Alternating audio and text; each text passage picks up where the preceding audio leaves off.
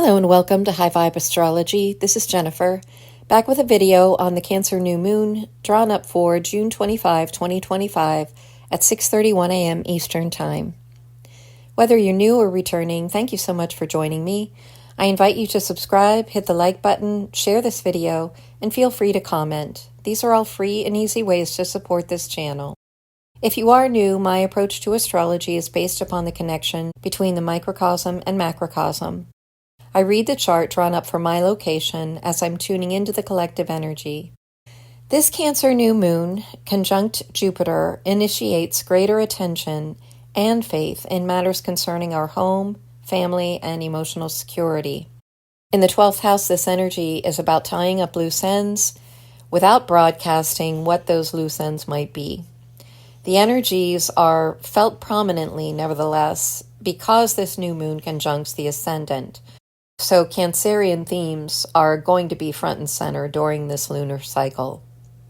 In its sextile to Mars and Virgo in the 3rd house, there is an opportunity to apply more discerning energy towards the information that we take in, how we feel about it, and what action we take regarding this information. Mercury is in the sign of Cancer, but it is also Virgo's traditional ruler. Therefore, it is the dispositor for Mars in Virgo and blends together with the Cancer new moon.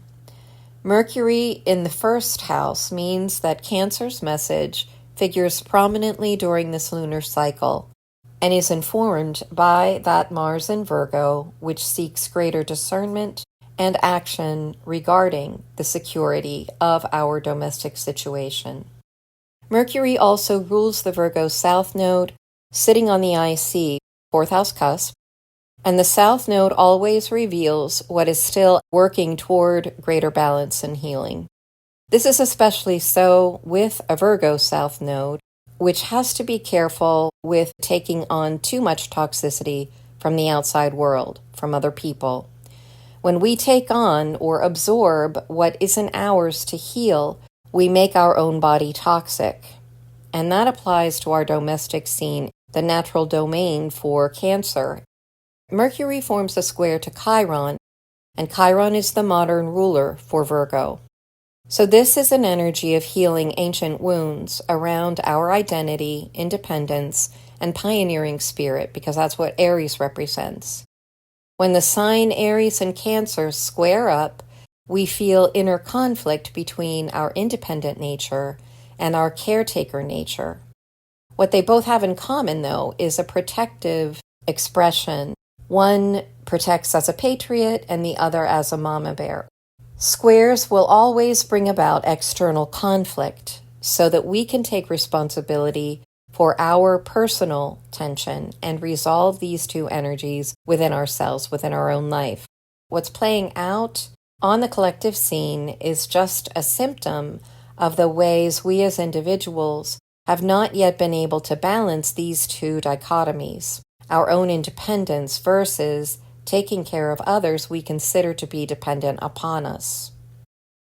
We can certainly see this tension in the United States, but whatever our position is regarding our national security, we can't ignore the fact that the United States Sibley chart has Aries ruling the 4th house and Chiron in Aries sitting in the 4th house. This is the very signature of an identity crisis within the homeland that is now just beginning to heal. And I say that because our Chiron return occurred in April of last year. So we are just embarking upon this new 50-year cycle of healing.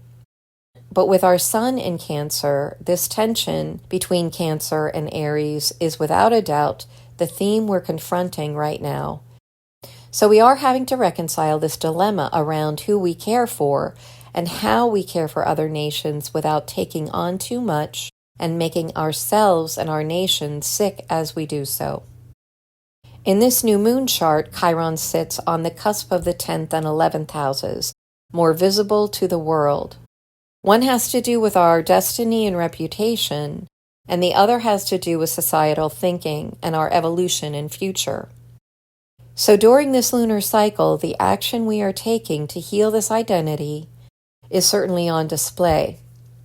The United States also has Sag rising, ruled by Jupiter, and this does involve foreign relations. But we also have Neptune in Virgo on the midheaven, and that Neptune is being activated by the current nodal axis in Pisces Virgo. And I will address this in a separate video for the United States solar and Jupiter returns. The solar return is annual, of course, but Jupiter takes 12 years to make it around the zodiac. That Jupiter cycle is starting over again on July 5th, the day after the United States birthday. So this is an important year for the United States.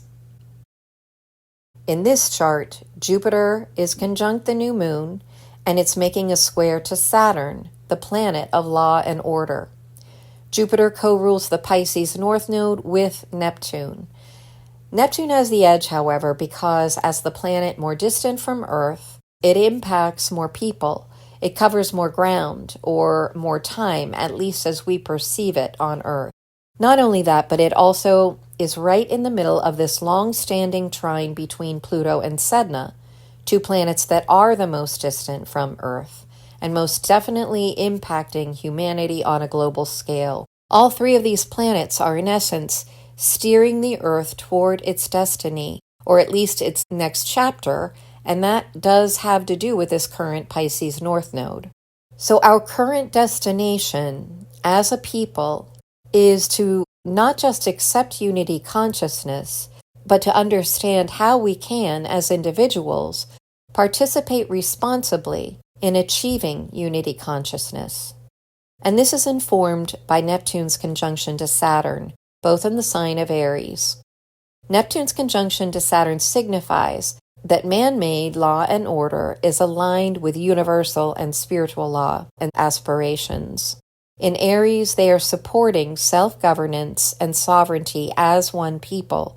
When it comes to religion, no matter how different they have become in their expression or how far they may have strayed from this truth, the fact is that all religions were originally based upon one truth, that at the level of soul, we are all equal.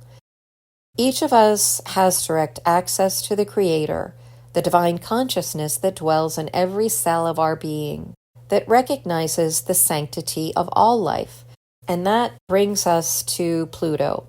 Pluto in Aquarius, in its own house, in the 8th house, makes it more powerful and persistent in its goal to restore power to the people. It achieves this by purging humanity of its own collective shadow, and that is occurring now with greater intensity. In its trine to Sedna, this purging involves exposing cosmic and galactic truths that have been hidden for centuries, as well as advanced technology that will ultimately help humanity heal. Sedna in Gemini stretches human consciousness to think far beyond our local neighborhood or earthly neighborhoods, to realize that we belong to a cosmic neighborhood as well. In this chart, Sedna's neighbors are Uranus and Venus, which form a wide conjunction to each other and are involved in harmonious aspects to the nodes. This symbolizes the awakening of humanity, Uranus, that is steady and persistent in Taurus fashion, but also fortified by the Pluto-Sedna trine, encouraging massive transformation within all of humanity. The last thing I want to address is a quincunx from this Cancer new moon conjunction in the 12th house to Pluto in the 8th house. Quincunxes always require advanced soul work to reconcile the two signs involved. In this case, we're talking about Cancer and Aquarius. Cancer concerns itself with family, home, bloodlines, and ancestry. It is really history-oriented in its perception of reality. Aquarius concerns itself with a perspective primarily focused on humanity's future and evolution, and it expresses itself within social networks, groups and causes, science and technology. It recognizes that we have a family of like-minded souls that aren't necessarily part of our bloodline. Both the 8th and the 12th houses represent hidden matters and subjects representing the spirit world, intangible feelings and beliefs. As we put this together with the Pisces North Node on the midheaven, the blending of Cancer and Aquarius is recognizing that all of humanity is family because we all come from the same Creator. We are all recognizing the illusion of time and space with respect to a linear past, present, future.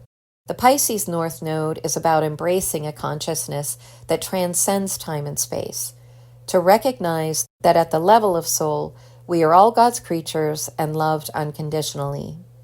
The tension we experience arises when greater value is placed upon science, technology, and intellectual pursuits to the point that it becomes our God. Pluto in Aquarius in the 8th is revealing the effects of that collective human shadow that kept science and technology hidden from the masses in order to serve just the few. If we want to heal our planet, we have to remember where we come from, and that is the one Creator who has endowed us with divine consciousness and the ability to connect directly to that Creator, without a middleman, without any interference. No one religion holds all of the answers. They may hold part of the story, but it is humanity who together makes up the body of the one divine intelligence, far more powerful than any artificial intelligence. This is the advanced soul work I believe is symbolized by this quincunx, and also what all the masters who ever walked this earth tried to show us. Yet somehow they found themselves martyred because those who sought to control humanity never wanted humanity to know this secret about their origin. When we are truly aligned with divine source, we have no wish to harm any other form of life. What we want becomes so aligned with unconditional love that the act of creating replaces that of controlling. And this can only be accomplished when we respect our own individuality as a microcosmic expression, not the Creator in its entirety, but the one that in its healthy embodiment of the divine will benefit the whole by the simple act of being and aligning with what is whole. So that is what I have for you. Thank you so much for tuning in. Please stand by for the frequencies, and I look forward to being with you next time. Bye for now.